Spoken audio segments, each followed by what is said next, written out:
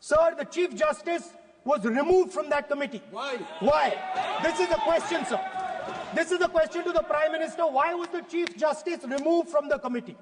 Now, in a few days, I'm going to go to the meeting. I'm going to go to the meeting. There's going to be Mr. Amit Shah and Mr. Modi ji. And there's going to be me. 2 to 1. Why am I even going to the meeting? What is the purpose of me going to the meeting? I'm only going to the meeting to certify what Modi ji and Amit Shah ji are going to say. Right? Whereas if the Chief Justice was there could be a discussion. Chief Justice and leader of opposition could say, no, we don't agree.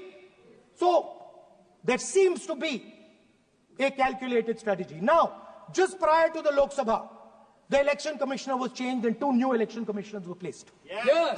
We know that the election dates were changed. Yes. We know that the elections were postponed. These are facts. These are not things I am inventing.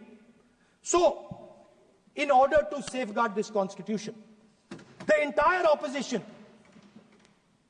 requests the data for the Maharashtra election.